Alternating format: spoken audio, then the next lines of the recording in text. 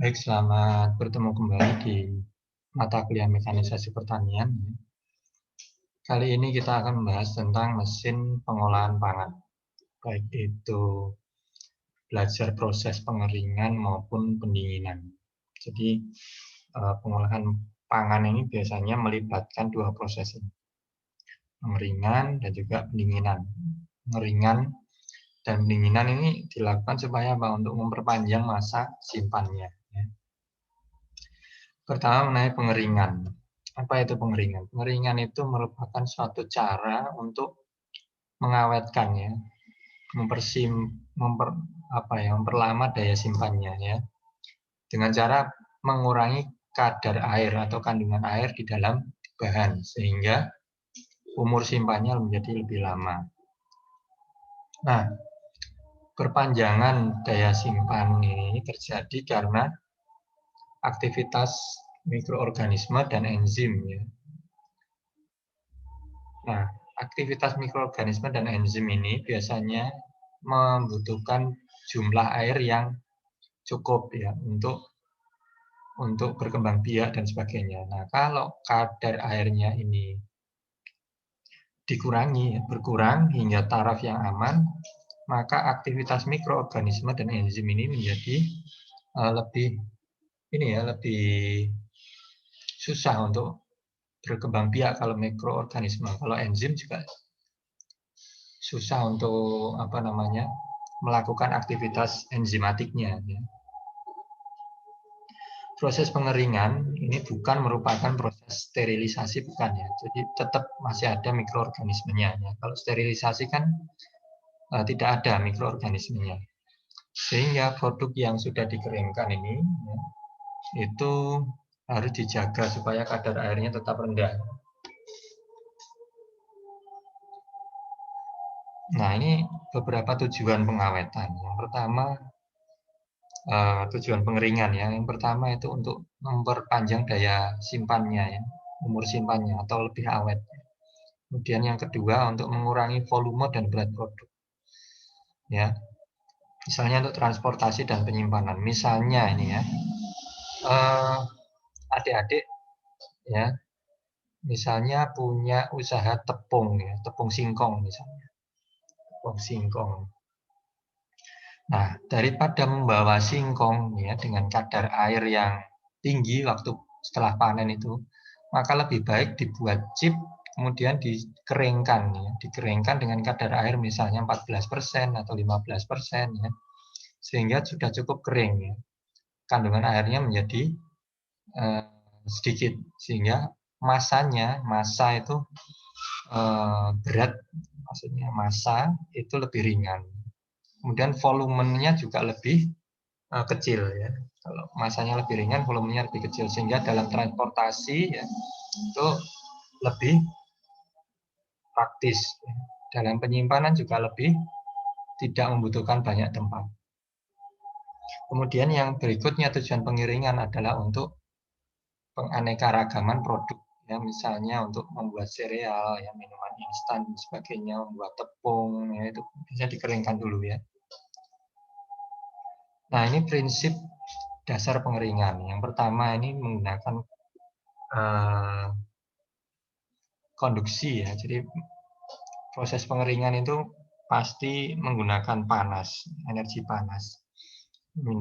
Jadi untuk memindahkan air dari bahan ya, misalnya tadi singkong tadi, untuk memindahkan air itu ya, itu kan membutuhkan panas. Panas itu dapat dari mana?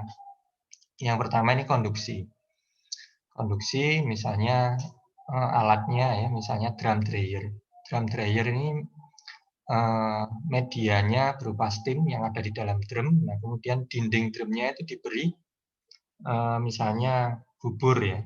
Bubur, misalnya singkong tadi sudah dibentuk dalam bentuk bubur ya. Kemudian nanti akan nempel di drum ya.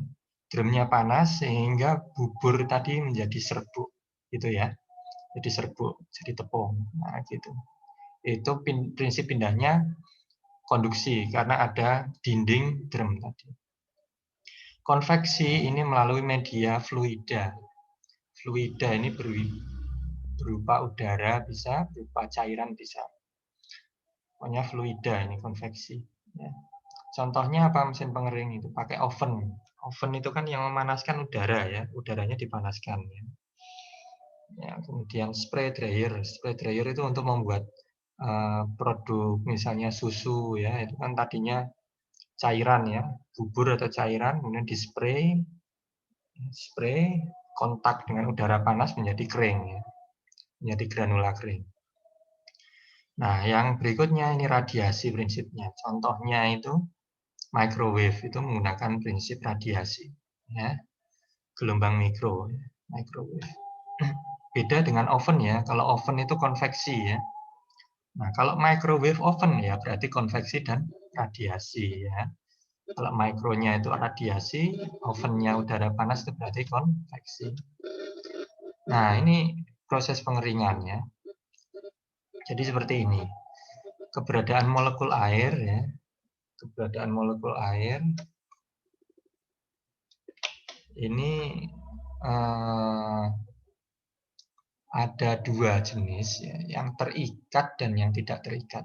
Yang terikat itu misalnya di permukaan, di dalam dinding-dinding serat ini airnya terikat ya, oleh bahan yang ada di dalam produk pangan tersebut. Kalau yang tidak terikat ini biasanya di celah-celah, ya, di celah-celah bahan pangan. Ya. Ya, di celah-celah itu ada kandungan airnya. Kalau terikat tadi sudah masuk ke dalam dinding, ya, permukaan, ya, itu yang terikat. Nah, proses pengeringan itu menghilangkan keberadaan molekul air baik yang terikat maupun yang tidak terikat. Nah, parameternya apa proses pengeringan? Yang pertama itu kadar air. Pasti diukur kadar airnya. Tadinya 80% ya, kemudian dikeringkan jadi 15%. Misalnya padi ketika digabah itu, ketika dipanen itu kan kadar airnya tinggi. Ketika dikeringkan ya, pasti diukur kadar airnya berapa. Dimensi produk pasti berkurang ya, dimensinya pasti lebih kecil kalau sudah suhu pemanas ya, pasti ya. Berkaitan dengan kecepatan nanti pengeringan, laju perpindahan permukaan. Jadi semakin besar luas permukaannya, ini semakin cepat mengering. Adik-adik mengeringkan singkong dalam bentuk batang ya, dengan dalam bentuk yang sudah diiris-iris lebih cepat mana? Lebih cepat yang diiris-iris ya. Sehingga laju perpindahan panas ya, dari luas permukaan tadi ya, yang sudah diiris-iris kan jadi lebih banyak, lalu permukaannya lebih besar ya. Besar sehingga laju perpindahan panasnya menjadi lebih cepat ya. Sehingga pengeringannya menjadi lebih cepat, efektivitas atau efisiensinya menjadi lebih tinggi kan gitu. Kemudian kesetimbangan kadar air ini juga bergantung pada sifat bahan dan kondisi udara pengering. Sifat bahan ini bahannya bagaimana? Ya, mudah untuk melepaskan atau ikatannya tadi kuat. Ikatan airnya kuat. Ini sifat bahannya macam-macam, tergantung jenis bahannya. Dan kondisi udara pengering. Kondisinya itu meliputi suhu dan kelembaban. Ya.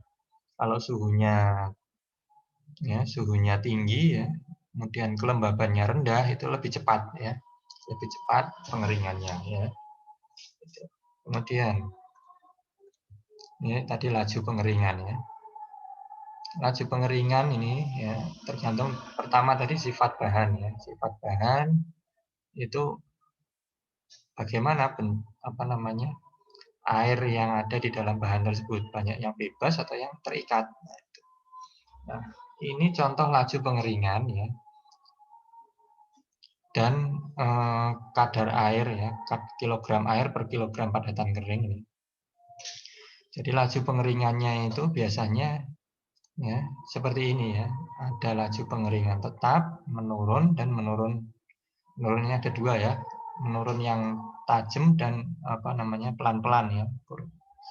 Sesuai dengan kurva ini agak melengkung ya, yang menurun dua ini. Ya.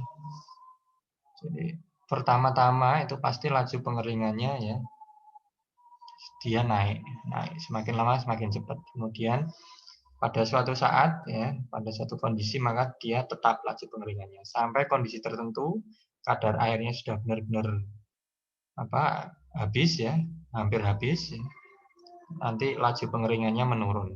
Kenapa? Karena airnya sudah mau habis, tinggal air yang sulit untuk dikeluarkan itu yang dipaksa untuk keluar. Gitu ya.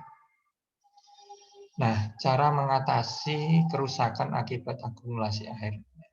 Jadi kalau kandungan airnya di bahan itu banyak ya, itu diusahakan yang pertama itu membuat ventilasi baik itu secara alamiah maupun mekanis menggunakan kipas.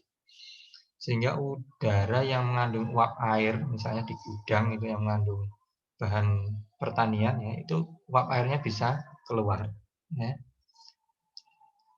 Kemudian mengalirkan udara panas. Jadi udara panas yang ada di atas ya, udara panasnya cenderung ke atas ya, cenderung ke atas.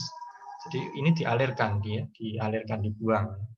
Kemudian menggerakkan hasil pertanian tersebut secara periodik ya, dibolak-balik ya. Ini juga akan membantu ya. Kadang-kadang kalau tidak digerakkan ya, posisinya itu menjadi yang di bawah ini cenderung mengembun, air yang sudah menguap itu mengembun lagi, sehingga ini malah memicu terjadinya kerusakan akibat busuk nanti. Ya, karena semakin airnya itu ada di situ, maka semakin cepat mikroorganisme atau enzim itu melakukan aktivitasnya. Kalau enzimnya, mikroorganisme cepat berkembang biak ya, kembang biak, kemudian aktivitas enzimnya juga otomatis nanti akan semakin reaktif, semakin reaktif. Kemudian mengaduk-aduk ya, kalau berupa butiran ya, misalnya gabah dan sebagainya diaduk-aduk. Nah, kemudian menutupi secara rapat tempat penyimpanan ya, maksudnya tidak supaya ini ya air ini tidak dapat masuk ya. Air tidak dapat masuk karena biasanya kalau air masuk ini cenderung cepat rusak. Ini yang mempengaruhi laju atau kecepatan pengeringan. Yang pertama ya, laju pengeringan ini tergantung dari suhu dan kelembaban. Ya, tadi sudah saya sebutkan ya, suhu dan kelembaban. Ya, jadi suhu yang tinggi, kelembaban yang rendah ini cepat pengeringannya. Dan sebaliknya, kalau suhu rendah, RH tinggi ya lama. Kemudian kecepatan pergerakan udara.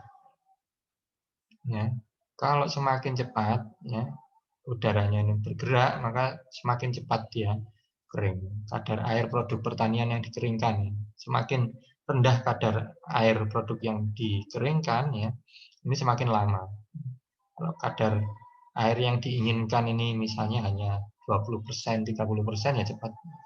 Kalau semakin rendah lagi, semakin lama. Kemudian varietas, ya, tergantung dari varietas dari produk pertanian itu. Yang mengeringkan padi dengan chip singkong, dengan kacang, misalnya jagung dan sebagainya, ini beda-beda, tergantung produk pertanian ya. Kemudian banyak sedikitnya ya, kapasitas pengering ya. Kapasitas pengeringnya semakin banyak ya, berarti semakin banyak yang bisa dikeringkan. Dan suhu udara pengering awal dan akhir, yaitu suhu udara ketika masuk ini panas ya, kemudian yang keluar ini sudah dingin, berarti panasnya berarti masuk ke dalam bahan tersebut.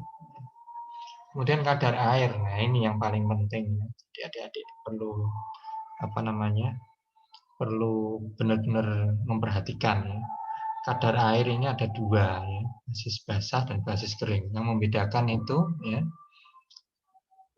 penyebut ya. Penyebut ini kalau basis basah ini biasanya berat air per berat bahan kering. Ini biasanya bisa dikatakan sebagai berat awal ya. Berat awal. Kalau kadar air basis kering ini berat bahan kering saja. Ini biasanya berat akhir. Setelah di oven ini berat akhirnya, berat kering saja. Pembaginya atau penyebutnya. Tetap kalau pembilangnya ini tetap ya massa air. Ini sebenarnya yang benar massa air ya, bukan berat. Berat beda lagi ya. Berat itu ada pengaruh gravitasi ya. Ini saya koreksi ya, ini massa air ya, massa berat kering. Jadi massa ini. Oke. Jadi massa air per massa berat kering ini. Kalau massa bahan kering ya, kalau basis kering ya. Kalau basis basah berarti ya bahan awalnya itu, masa bahan awalnya penyebutnya. Nah, ini pemilihan jenis pengering ya. Jenis pengering ini macam-macam ya, tergantung bahan yang akan dikeringkan. Cair, pasta, slurry, pulp, cairan kental, agregat atau ya baik yang besar maupun yang kecil ya. Ini bentuk bahannya ini mempengaruhi jenis pengeringnya nanti. Ya, yang cair, pasta, slurry, ya, pulp itu bisa pakai tadi drum dryer atau spray dryer tadi. Kalau sifatnya agregat ya, bentuknya agregat itu ya bisa pakai pengering rak dan sebagainya. Sifat bahan ini sensitif enggak terhadap oksidasi atau peka enggak terhadap suhu. Beda-beda ini. Kalau sensitif terhadap suhu, nah ini misalnya kalau suhunya terlalu panas, misalnya benih jagung ini kan nggak boleh suhunya terlalu tinggi ya. Suhunya terlalu tinggi ini nggak boleh. Suhu terlalu tinggi mengakibatkan ya rusak nanti benih jagungnya. Harus pelan-pelan ya, suhunya nggak boleh naik secara drastis. Kalau benih itu kalau nggak salah suhunya paling tidak berkisar antara 38 sampai 43 ya. Nggak boleh lebih dari itu. Kalau lebih dari itu ya benihnya rusak. Sifat produk yang diinginkan misalnya menjadi bubuk atau instan atau bentuknya tidak berubah ya itu beda nanti jenis pengeringnya. Nah, harga produk ini tergantung juga kalau misalnya memang harga produknya murah, sedang, mahal ya ini beda juga alat pengeringnya ya. Kalau produk yang sensitif biasanya lebih mahal ya. Nah, ini juga alatnya juga harus yang benar-benar ya presisi dan yang sesuai dengan jenis bahannya tadi. Tipe pengeringan ya. Yang umum pengeringan berdasarkan pengeringan sinar matahari itu ya, sun drying. Kemudian pengeringan yang berikutnya ini secara atmosferik. Atmosferik itu artinya ya tekanan udaranya ini tekanan udara biasa ya, tekanan udara 1 atm ini ya. Jadi 1 atm itu atmosferik maksudnya ya. Jadi tidak ada tekanannya ditambah atau tekanannya dikurang. Kalau tekanannya ditambah itu berarti menggunakan tekanan tinggi. Kalau tekanannya dikurangi itu berarti pengeringan vakum. Nanti masuk yang nomor 3 ini subatmosferik, pengeringan vakum. Itu karena ada modifikasi tekanan ya. Kalau atmosferik tidak ada modifikasi tekanan ya. Jadi ada batch dan continue. Kalau batch itu artinya satu kali proses. Kalau continue itu terus menerus. Ya. Kalau batch itu berarti satu kali proses ya satu kali bahan, ya, misalnya bahan 5 kilo dimasukkan pengering oven skala lab kapasitasnya 5 kilo. Ya sudah 5 kilo itu saja. Kalau sudah kabinet dryer itu maksudnya pengering rak ya. Kalau sudah selesai ya sudah hasilnya. Hasilnya tadi yang sebelumnya 5 kilo susut jadi berapa kilo ya misalnya tergantung kadar airnya sampai berapa ya. Kemudian kalau yang continue ya itu menggunakan tunnel atau terowongan atau spray dryer atau roller dryer atau fluidized bed ya. Jadi ada bahan masuk dikeringkan, bahannya masuk secara terus-menerus ya, dikeringkannya juga terus-menerus, hasilnya juga terus-menerus ya. Jadi kalau yang tadi ya 5 kg dalam satu kali batch, kalau ini misalnya ya, misalnya 5 kg per jam. Nah, berarti ya bahan input itu terus masuk 5 kg per jam. Yang keluar juga terus ya, tergantung nanti susut susut masanya berapa. Jadi 5 kilo masuk, masanya jadi 1 kilo ya, bisa jadi 1 kilo keluar. Bisa jadi seperti itu ya. Kemudian yang ketiga ini yang tadi saya jelaskan yang menggunakan vakum ya, pengeringan vakum drying. Ya, pengeringan dengan cara menurunkan tekanan udara supaya menurunkan suhu juga ini. Dengan suhu biasanya dengan suhu 40 ini kalau di atmosfer ya, tekanan atmosfer ini suhu 40 lama sekali pengeringannya. Kalau di vakum ya menjadi lebih cepat.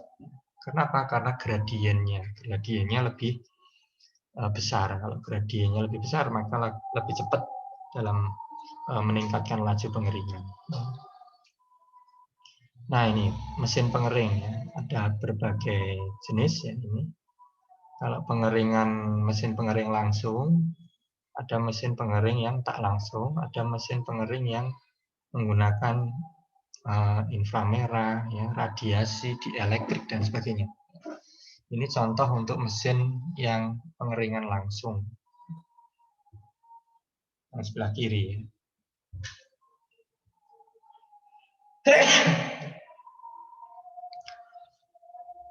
Ya, yang sebelah kiri ini pengeringan langsung. Ada batch dan continuous. Tadi yang saya jelaskan yang batch itu ya berarti sekali proses ya. Misalnya ini ya, fluidized bed ini kalau saya menjelaskan yang kemarin ya, pengeringan gabah itu ya, ada udara yang dialirkan dari bawah itu. Nah, berarti itu fluidized bed. Jadi ada alirannya ya.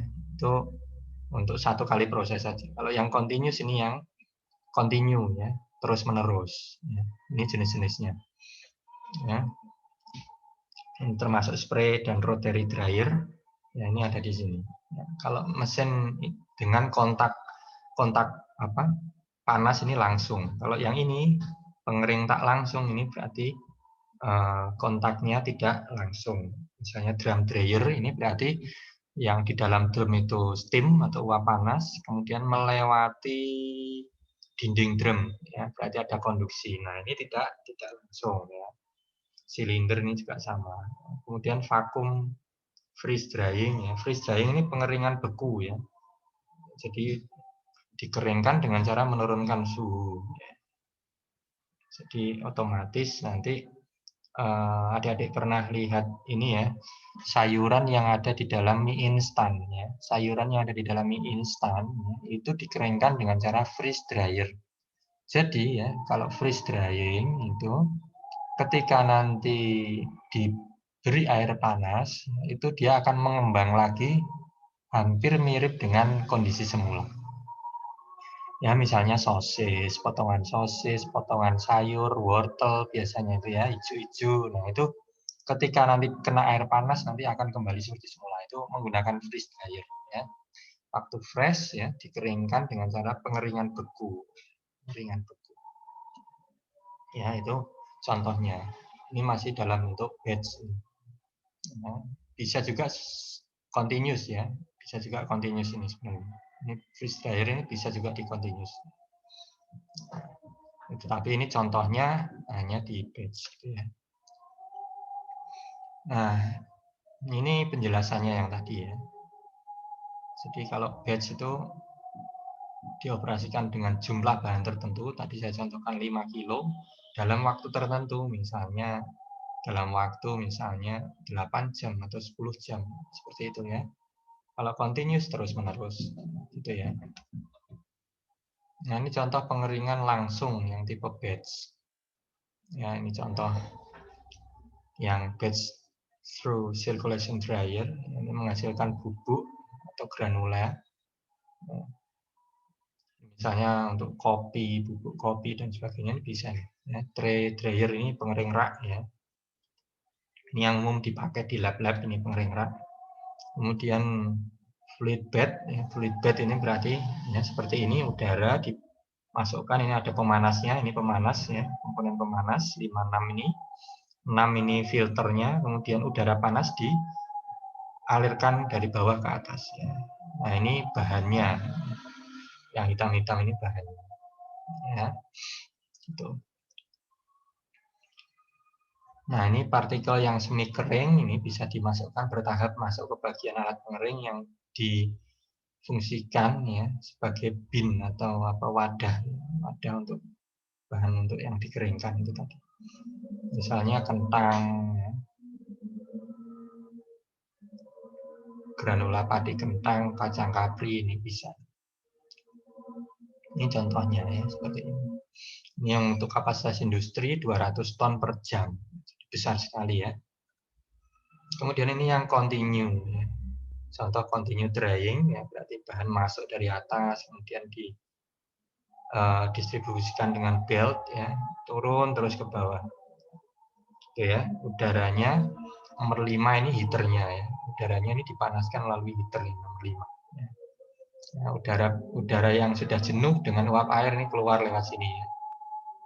Kalau ini inlet bahannya, kalau ini outlet udaranya. Ini rotary dryer.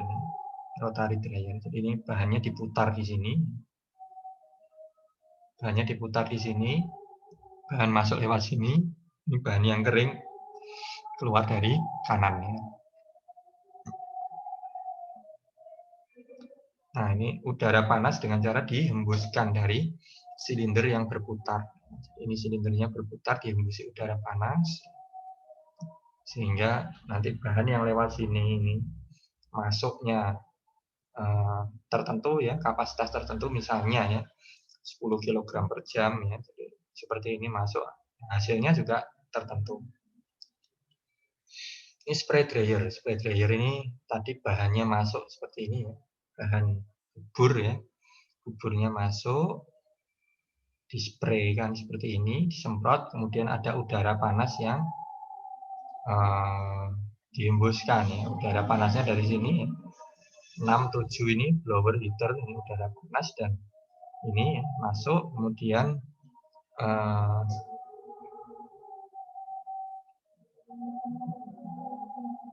granula-granula yang sudah kering nanti dikeluarkan, bisa keluar lewat nomor 2 ini atomizer ya, yang kecil ini ya. Nomor 3 ini screw conveyor untuk membawa ya yang sudah kering, material yang sudah kering. Nah, ini atomizer ini seperti nozzle ya, nozzle. Partikelnya kecil-kecil. Proses pengeringannya ini kalau sudah kering. Ini pengeringan yang tidak langsung ya, berarti dengan cara mentransfer udara panas ke bahan yang masih basah melalui dinding penahannya. Yang batch ada, yang continuous ada. Ini agitated pan dryer. Pan ini wajan ya, mirip wajan. Ini. Kemudian freeze dryer. Freeze dryer, pengering beku. Bahan dibekukan ya, kemudian langsung dikeringkan. Jadi di sini prinsipnya sublimasi. Prinsipnya sublimasi. Sublimasi berarti dari padat langsung ke gas. Padat langsung ke gas. Ya, jadi ini ya. Jadi padat langsung ke gas. Namanya sublim ya, menyublim. Nah, ini pengering vakum. Bisa jadi ya, dengan cara memompa udaranya keluar ya. Udaranya dipompa keluar sehingga di dalam itu vakum. Baru dipanasi, ya. Diberi pemanasan. Nah, ini yang tidak langsung, contohnya yang continue. Nih, silinder dryer ya, sama seperti drum dryer. Cuma di sini ada 2 twin cylinder dryer, berarti kembar. Drum dryer ini juga tidak langsung. Jadi yang sudah saya jelaskan ini juga bisa merupakan continue. Jadi ini ya, ini bahannya, kemudian ada roller di sini, nanti bahannya nempel di sini, kemudian nempel di sini, lama-lama kering, kemudian di scrub, nanti yang kering sudah bisa diambil ya, yang kering bisa diambil. Ini kemudian ini yang menggunakan infrared atau dielektrik, ini bisa ditempatkan seperti ini ya di industri ini. Kemudian bahan ini nanti akan mendapat transmisi dari sinar inframerah atau radiasi yang lain ya, gelombang mikro misalnya ya, atau medan elektrik ini untuk menjadi suhunya meningkat ya, kemudian uap airnya bisa menghilang jadi pengeringan gitu ya. Nah, kemudian yang selanjutnya pendinginan. Jadi di dalam proses pengolahan bahan pangan ya, pengeringan itu menjadi proses yang utama. Yang selain itu ya, proses pengawetan yang berikutnya pendinginan. Ya. Kalau tadi yang bahan diolah ya menggunakan proses mesin pengering ya, untuk mengurangi kadar air. Nah sekarang untuk pendinginan. Ya, pendinginan itu untuk apa? Pendinginan itu untuk mencegah kerusakan produk ya, yang tanpa mengakibatkan pematangan abnormal atau perubahan yang tidak diinginkan. Misalnya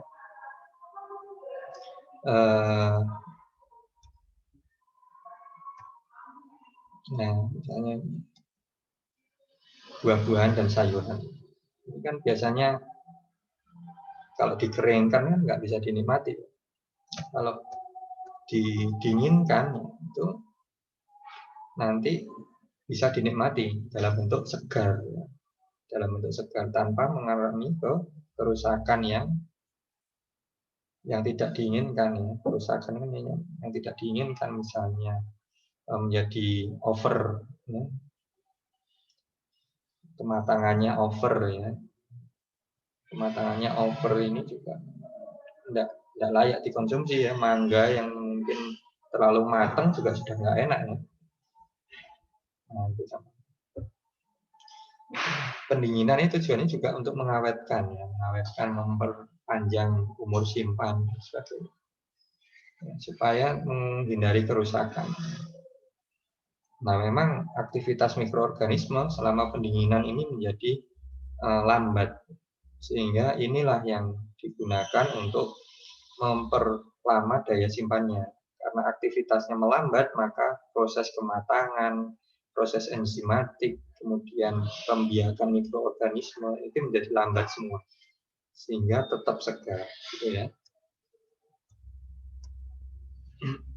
Ya, pemanfaatan suhu rendah bisa dibekukan atau didinginkan biasa. Kalau pembekuan berarti hingga suhunya ekstrim, Memang pembekuan tadi ya saya jelaskan tadi ya menurunkan kecepatan reaksi kimia, kemudian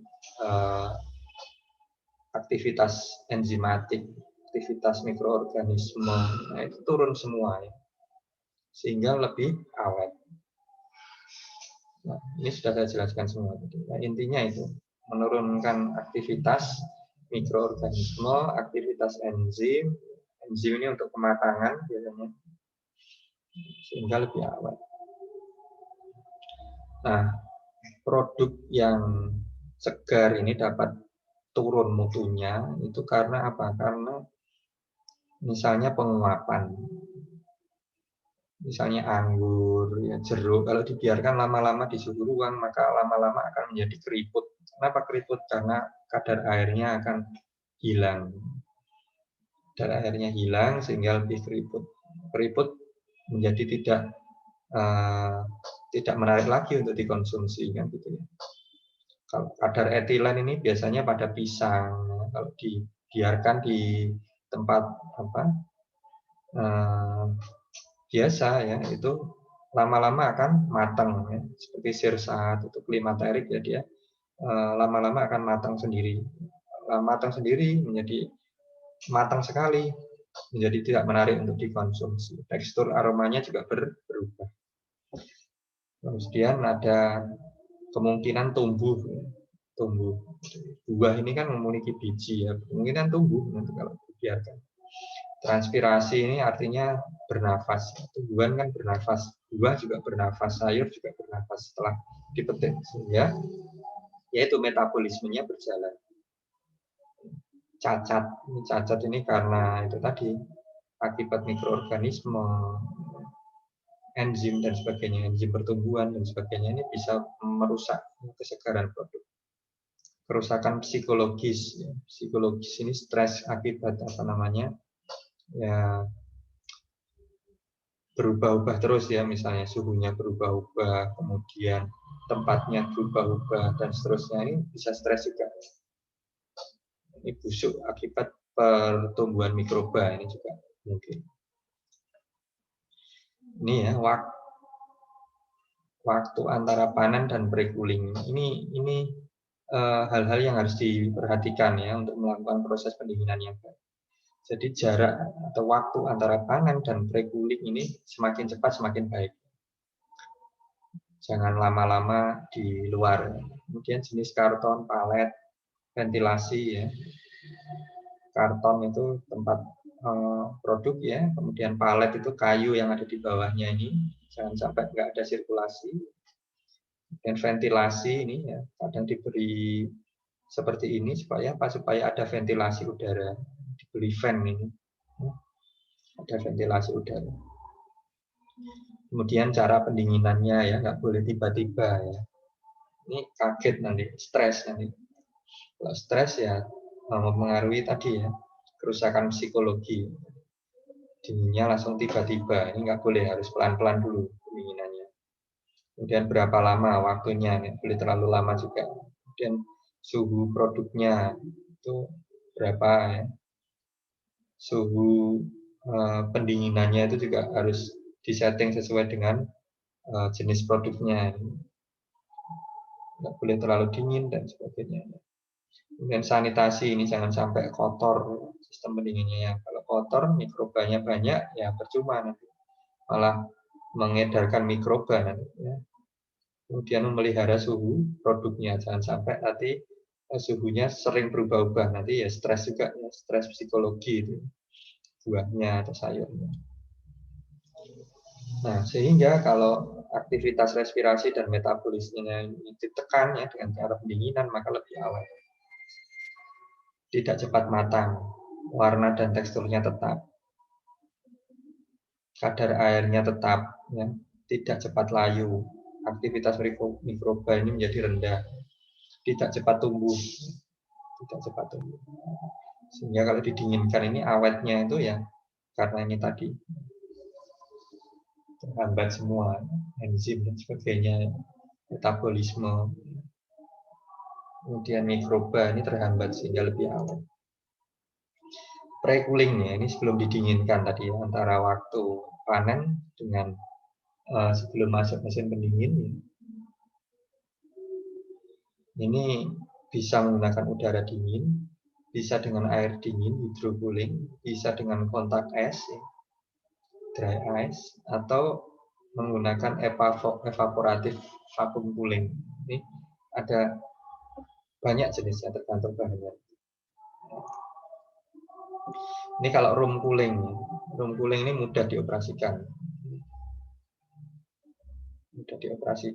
Suhu pendinginnya biasanya lebih dari 0 derajat Celcius, debit udaranya sekian, 150 meter kubik per jam contohnya, dengan ada insulasi ya. Ini umum digunakan, misalnya untuk produk-produk pertanian. Ini untuk room cooling. Ini untuk pengeringan udara, ya. Misalnya ini tomat, kentang dan sebagainya ya, disedot, ini udaranya disedot sehingga udara dari sini akan masuk ke sini, maka akan ada ventilasi paksa dengan kipas ini. Ya. Nah, ini lebih cepat dingin ya, kalau seperti ini lebih cepat dingin. Hydrocooling ini dengan cara fluida ya. Sekalian membersihkan, sekalian disemprot atau dibersihkan plus didinginkan dengan menggunakan air. Biasanya dicampur klorin untuk sebagai disinfektan. Nah, ini hydrocooler contohnya dengan cara disemprot atau dimasukkan ke dalam air. Ice cooling ini juga bisa ice cooling.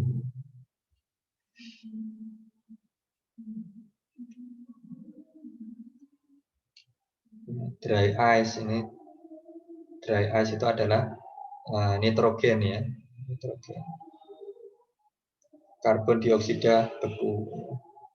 Karbon dioksida beku.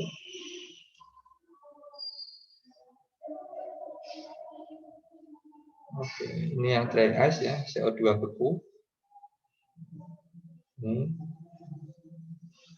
Kemudian vacuum cooling ini dengan cara divakum, disedot. udaranya sehingga tekanan udaranya menjadi vakum seperti ini contohnya. Kemudian ini ada cryobiology ya, cryogenics. Cryogenik ini ya kadang-kadang ini untuk mengawetkan macam-macam sel dari embrio, bahkan tumbuhan, hewan, manusia ini dikeringkan, didinginkan dengan cara cryogenik. Ini biasanya menggunakan nitrogen cair atau CO2 cair atau padat. Cryogenik. Tadi dry ice itu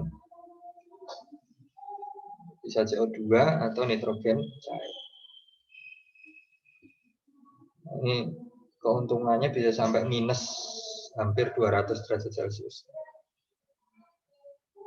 Nah, ini sangat awet sekali. Karena apa? Karena kristalnya itu lembut, ya. Sangat kecil ya, mikroskopik kristal airnya. Ya. Keunggulannya apa? Keunggulannya ini ya. Yang jelas peralatannya relatif ringkas, bisa beroperasi secara kontinu, kehilangan bobot, dehidrasi sangat kecil, pembekuan sangat cepat, jadi terjadi pengeluaran oksigen selama pembekuan, kemudian waktu startup cepat. Nah, tidak memerlukan waktu khusus untuk menghilangkan es yang beku. Tidak perlu waktu lama ya, ketika mendefrost ya. Defrost itu dari beku dijadikan suhu biasa. Nah, ini tidak membutuhkan waktu, konsumsi energi rendah. Cuma kelemahannya ya ini, biaya operasinya tinggi ya, khusus menggunakan zat kriogenik, kemudian kurang cocok untuk sayuran yang berdaun hijau. Ini pasti akan berubah. Ini untuk metode pendinginan ya. Yang R ini yang room cooling, nah ini hydro cooling, ini forced air cooling. Jadi beda komoditas tadi saya sebutkan, beda komoditas, beda metodenya ya. Contoh komoditasnya yang hydro cooling apa saja, seperti asparagus, brokoli, green onion, sweet corn. Nah, kalau yang room sama forced air cooling biasanya ya tomat, peppers ini cabai, kemudian apa itu namanya red peppers, yellow peppers itu paprika ya, paprika maksud saya paprika, okra, eggplant ini terong ya. Contohnya ya, suhunya ini jenisnya, kemudian ini kelembabannya. Oke, terima kasih ya. Sampai ketemu lagi di pertemuan berikutnya. Assalamualaikum warahmatullahi wabarakatuh.